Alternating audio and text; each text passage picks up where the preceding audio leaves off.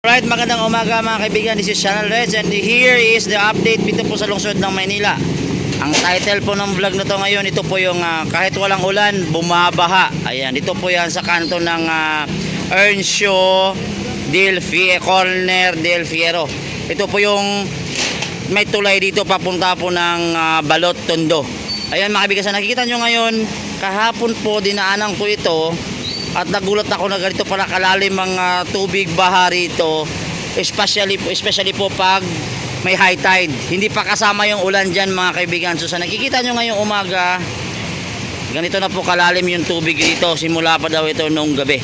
So mga kaibigan, magandang morning po. Ina-update lang po natin itong area na to. I hope na mabigyan ito ng solusyon. Sa barangay, anong barangay ba to? Alam ko dati ito yung barangay ni chairman ko. Nakalimutan ko lang yung pangalan ng barangay, pangalan ng barangay, pero papunta po ito, kasama ito kanto ng Earnshaw, papunta po ng tagos po ito ng Balot Tondo. Ayan, ngayong morning, ayan, so may nagsiswimming na, tingnan nyo po, ganito kalalim po yung tubig dito, especially pag nag-high tide. Araw-araw hutong nangyayari. Araw-araw hutong nangyayari, sabi nga nung kahapon na na-interview ko. Kaso nga lang nawala ko yung video ko about dito. So ngayong umaga binalikan ko kasi concern na talaga ako dito kasi hirap na hirap po yung mga estudyante dito, especially po yung mga nakatira doon sa looban, doon sa may looban mismo. Meron po kasing mga community dyan na talagang lubog na po sa baha. Sabi nga nila ngayon lang daw ito nangyayari dito po sa Maynila, sa lungsod, sa area na to, sa barangay, sa location na to. So tingnan nyo po, ayan, mga motor, gaano kalalim yan.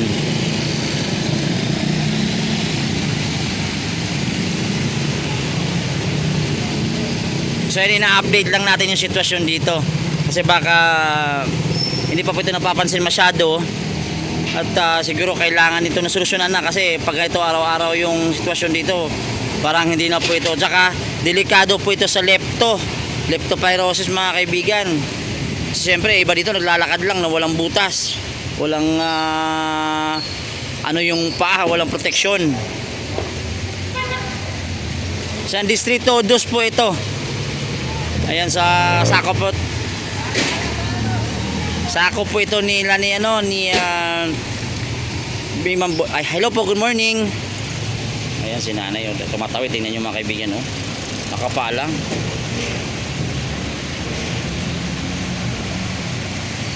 Malapit to kailan ni Konsehal Bolong C. Malapit lang to, isang kanto lang dito. Saka nandito po dati yung bahay nila ni chairman ko. I don't know kung nakakanood si chairman ko dito. Oo, sabi nga ni Pungay Mateo, lagi daw dito pag na-high tide. Pero sabi nga ng mga ng mga residente dito, talagang problema daw talaga dito kasi yun nga, hindi lang high tide ang problema. Pag bagyo po, lalo po talagang mas malalim po yung tubig baha rito. Ayan, so pag nag-high tide dito, boss, ganito lang lagi to. So araw-araw na to nangyayari.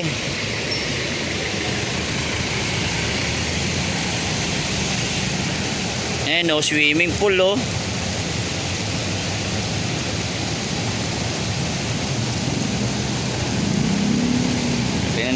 pag inaabot, ewan ko yung bodega dito, inaabot din ata may bodega kasi sa tabi dito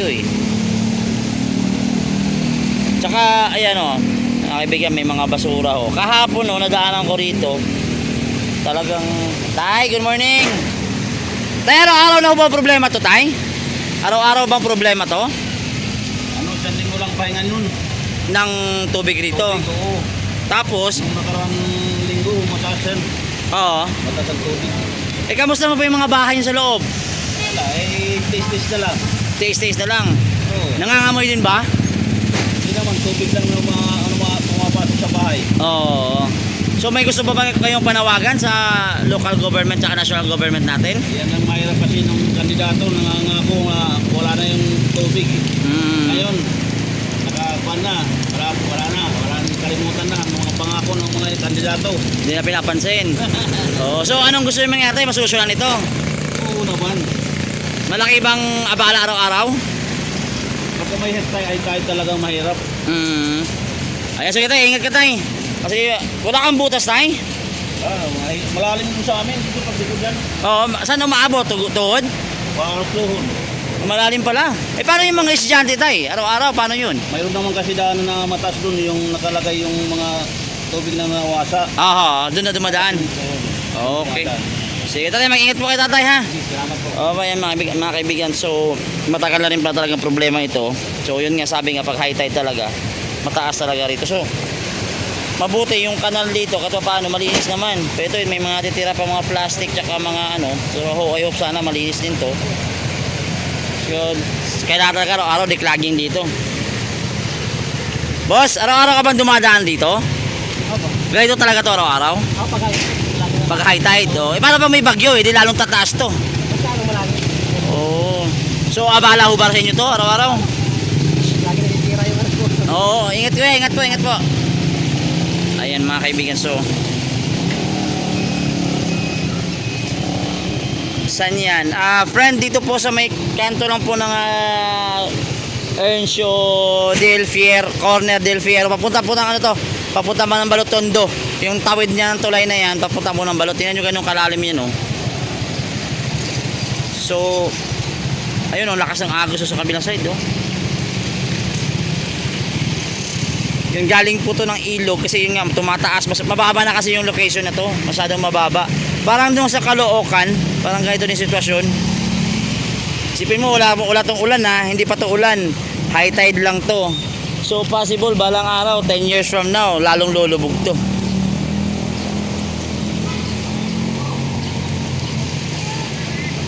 Boss, good morning.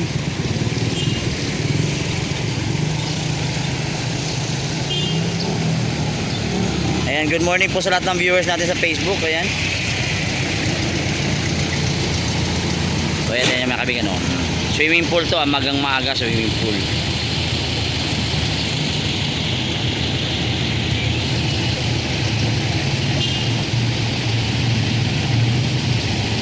Oh, tapang na tatay ah.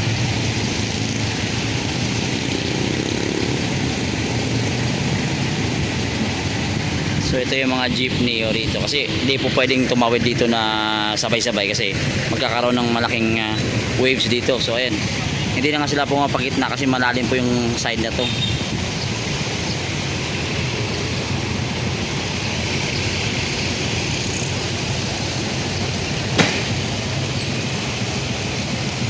Ayan, puntahan din natin mamaya yung sa may ano, sa may Baseco.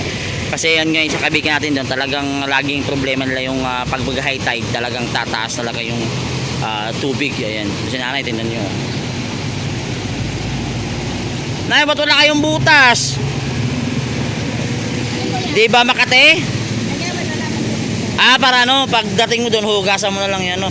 Nay, araw-araw ba problema nyo ito? Opo, araw-araw po. Babahala, titigil lang po ng 2 araw, ayan na naman po. So, pag 2 araw na yun, piyesta na sa inyo yun. Pesta na po sa amin, tuwa-tuwa na kami. Oo. Pag may pasok to, ang mga bata, siyempre Oo. talim mo. So, paano po may ano, pag masama panahon, lalo tumataas to? Opo, So, sa inyo doon, gano'ng kataas yung tubig doon sa inyo? dito po po sir. Diyos ko naman, wala pang butas. Pag napahin po namin sir, wala naman po. Aha. Dito lang po talaga nakasala. Ito yung problema, oo. Pero mahirap po kasi pag magkaroon ng lepto, di ba? Oo. Oh. So ano pong gusto sabihin ninyo? Baka may gusto kayong pahiwatig sa ating gobyerno. Kasi araw-araw po, 2 araw lang po, wala tapos ano na naman. So 2 araw lang talaga. Opo. Pag 2 araw na yan, masaya na talaga kayo niyan. Kasi wala akong baha. Mamaya ayun na naman masakit ko. Dalaw na yung matatapos ng baha. Wala na kayong alternate daanan dito na... Wala na po sir, ito lang po. Oo. Eh itong ano ba, itong bodega hindi naabot? Itong... Oo. So, ito yung mahirap noon, no? Pag ganito, tingnan nyo. Ito yung mga estudyante, dapat tanggal sapatos to pag dumaan dito. Ano po, pasan ko ng nanay. Pasa ng nanay. Binigyan pa ng trabaho yung nanay. So yun yung backup mo pala, kaya ba yung tubig yung dala? Akala ko nga kanya, goldfish yung dala mo eh. Kasi mga kapito sir, hindi ko magbugas po. Oo, ayan. Ano yan? Para magkalit ko pa po. So, ilang oras na mawawala? Mamayang alas 10 po yan sir. Alas 2, wala na, hupa na to. Opo, Tap, tapos madaling araw ulit. madaling araw ulit. So, ang labas nun, parang umuwi ka lang ng bahay mo natulog. Pagising mo, Ayun pa rin po. Merga. Gising ko nga, sabi ko, bata na ba? Let's go po. Sagana pa kami sir sa tubig. oo, sagana, no? Alam mo yung may problema ka, dinagdagan pa yung problema mo. Opo. Oo. Sige lang, may awa ang Diyos, Nay. Mas solusyonan din to, Nay. Baka may gusto ka sabihin kay Yorme, Nay. Ay, gandang mga po, Yorme. Oo, alam kong gagawa ng paraan ni Yorme to. Ako masagot ko lang po. Tsaka sa pagtulungan po ng national government, DPWH, kasi alam kong malaking problema to. Isipin mo, every high tide. Opo, araw-araw. Oo. Araw lang po talaga sir ang ano. Pero pag summer, wala naman to. Wala naman po. Oo. Kasi, opo. Oo. Po, talaga mataas. Dito talaga lumalabas yung problema. So pag yung motor mo nito mahina-hina, Ay, wala na po. Patay na. patay na. Ayan. So good morning mga kaibigan. Ayan. Ito po yung kanilang konting problema. Kumbaga, konting problema lang to, pero ito may solusyon naman to ng ating mahal na Yorme at ng local government na rin kasi malaking project tingin ko ano dito eh. Sana nga, solusyonan ni Yorme to. Gusto mo. Kaya naman ni Yorme yan ay. Oo, alam natin kaya ni Yorme yan. Gagawa ng paraan yan. Hindi natutulog ang lungsod ng Maynila. May bago ng gobyerno. Ay, so ayan mga kaibigan. Araw-araw na buhay ni nanay at dumaan dito. So nay, mas mataas pa to pag umaga. Oo, ganito lang. Yung sa looban. Oo. Kasi kahapon nadaanan ko ito, medyo mababaw na, maliit na yung tubig. Pero yung loob doon, nakita ko talagang, oo. So parang labas ito na, tiis ganda.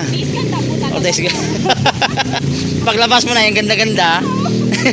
Pagdating sa dulo na, yung nga. Magmamanicure na ako sir eh. Yun ang trabaho ko po eh. Ah, yun trabaho araw-araw.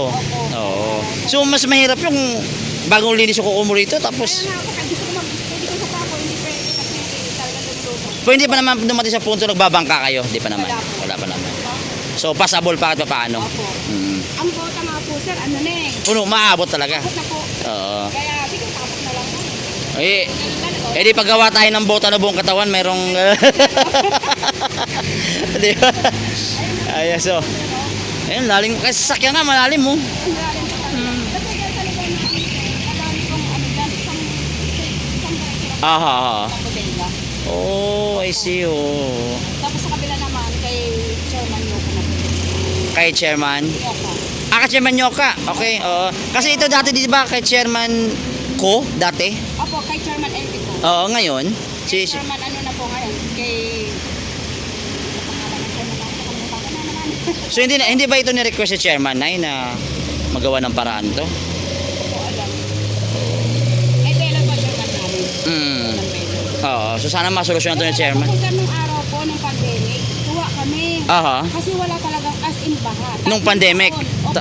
Okay. Tatlong taon. Okay. Tuwa kami. Nung ano na, eto na.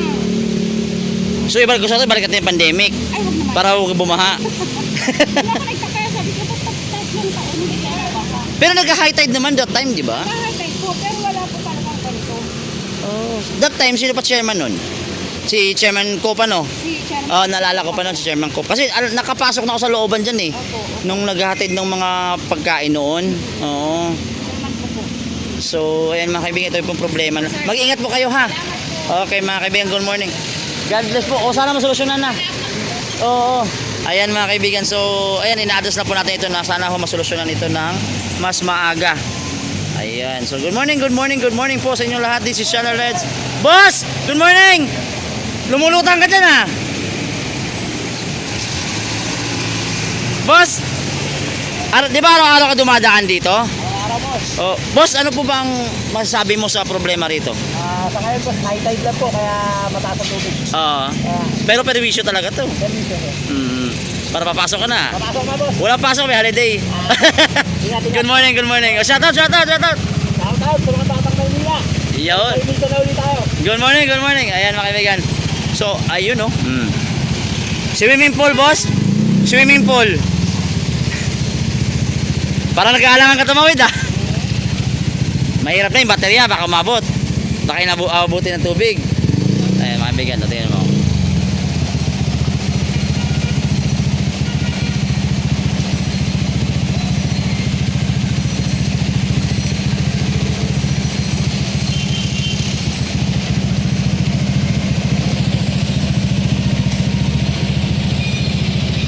Kaya.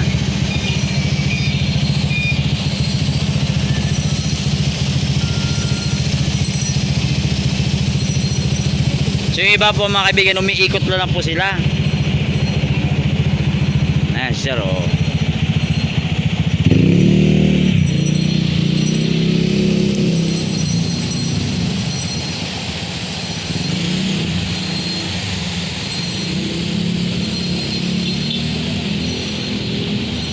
Kamusta dyan sa looban? Kamusta sa looban? Kamusta dyan? Okay na doon sa loob.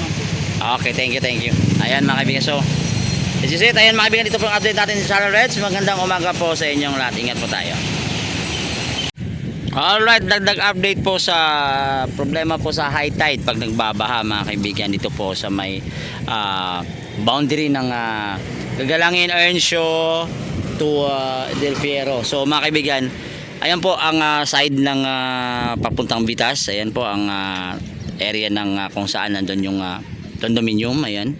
So mga kaibigan, ito naman po yung side kung saan nagbabaha itong area na to. So good morning po. Ayan, ina-update lang po natin yung sitwasyon ho rito sa lungsod ng Maynila. Ayan. So mga kaibigan, ito po yung mga kabahayan na nakikita ninyo doon sa may side na to. Pare, good morning. Ayan. Ito po yung mga kabahayan na nasa looban na napakita ko doon kanina sa first video ko. So dito po binabaha ho rito. Ayan, oh, pinapasok lang po ng tubig.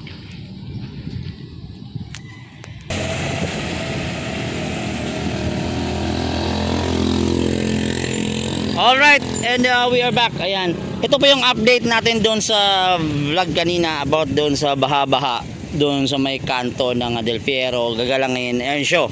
Ayan mga kaibigan, sana nakita nyo, nandito po tayo sa kabilang side. Dumaan po tayo ng dito po sa may Balotondo tayo dumaan, umikot tayo sa kabila. So ito po yung sitwasyon dito po sa looban. Ito po yung nakikita ninyo. Nay, araw-araw na to? So kaya to kalalim talaga? O mas may malala pa to? Ingat kayo ha. O medyo, ayan mga kaibigan, sinanala natin, nakabutas po. Ayan.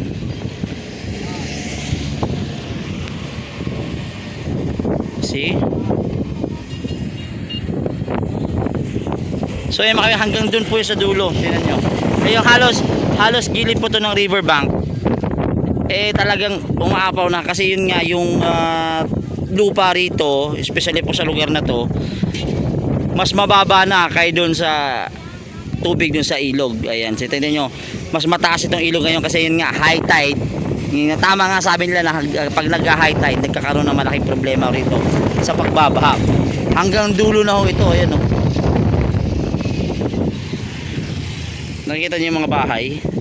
Ayan. So ayun po yung dinaan natin kanina. Ayan, ibang mga motor. Di kaya. Malalim. Ayan, so mga kaibigan, ayun po yung kanina, yung location kung saan tayo nag-vlog. So nasa itaas na po tayo ng tulay sa ngayon. So ito yung sitwasyon dito. Nay, bumaba kahit walang ulan. You know. So morning.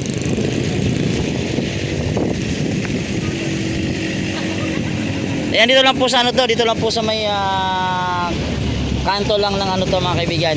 Papunta po ng ano to, papunta po ng Balotondo. Kung dadaan kayo ng Gagalangin, may daanan dito, ito yung tatawag na Del Fierro. Boss, tama ba Del Fierro to? Ayun, thank you, good morning. So, kulang lang bangka dyan ah. Oh, so kanto nga ng Del Fierro mga kaibigan. So ito po yung sitwasyon dito sa ngayon. Araw-araw doon lang problema to. Pag nagkaroon daw ng 2 days na walang baha rito, piyesta na sa kanila. So isipin mo, ganyan kahaba po yung lalakarin mo, tapos puro tubig baha rito.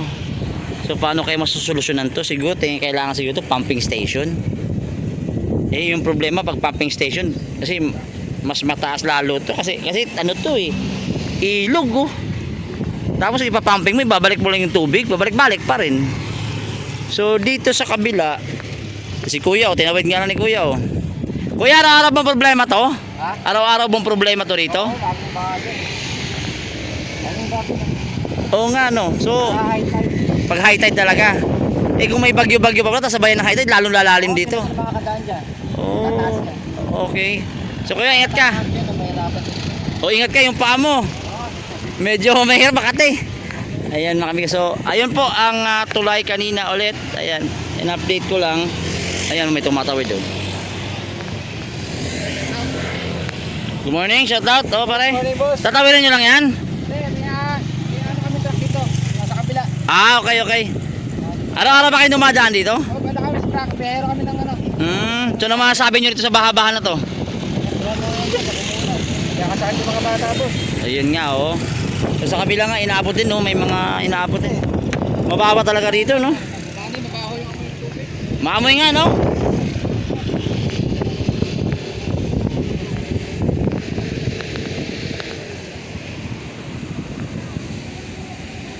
Naawa ako sa mga tao rito, sa totoo lang. Pero likas naman talagang yung Pilipino, mga masyadong mabilis mag-adapt. O, masyadong adaptibo yung Pilipino eh. Ito yung makabigyan ng tubig sa ilog, oh.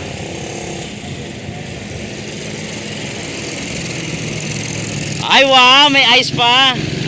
Morning. Kaloka kalaya, wala akong kaaway. Ayan, so tingnan natin. Ayan, oh. Kaaway ko yung baha. So dito, inaakot din dito, oh.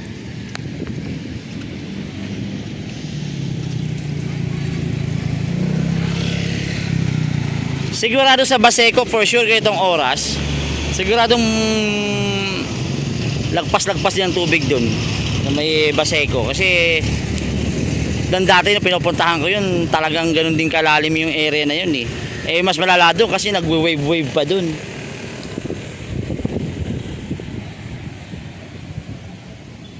Kawawa natin yung baha. Hindi, I hope na masolusyonan to, no? Sa totoo lang. No, I hope masolusyonan to mas maaga.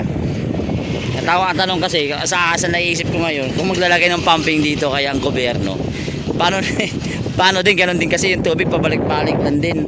Kasi over height. Pag nag-over ang water dito, high tide, over na over talaga pag dinaldagan pa ng bagyo to.